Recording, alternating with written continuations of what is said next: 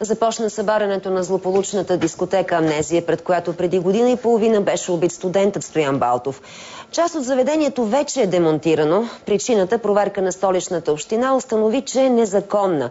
Срокът за събарянето, който общината даде на собствениците й, беше до днес. Още по темата сега от Росен Цветков. След дълго чакане, собствениците на дискотека Амнезия все пак започнаха да я рушат, макар и в последния момент. Адриана Иванова е сред най-активните студенти, които след убийството на Стоян Балтов поискаха премахване на незаконните дискотеки в Студентски град. Сега, година и половина след протестите им пред парламента, Адриана определя събарянето на Амнезия като изключителна победа. Една битка е спечелена, другите обаче предстоят.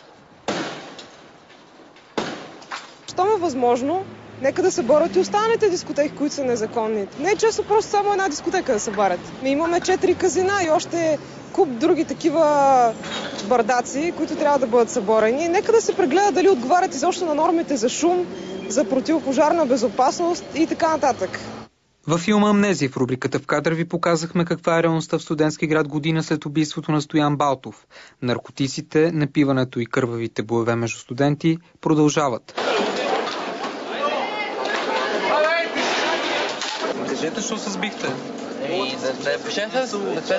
Паднаха. Чезва от тук, бе. Не дайте кажа, чезва Максов тук, бе. Марш тук. Що се сбихте вие? Кой се е бил, бе? Ние видяхме всичко. Добре, това не е редно в момента. Не е редно и вие да се биете. Не е редно просто да ни заснемате така. И ако съдебната сага с дискотека Амнезия приключи, то делото за убийството на Стоян все още е до никъде.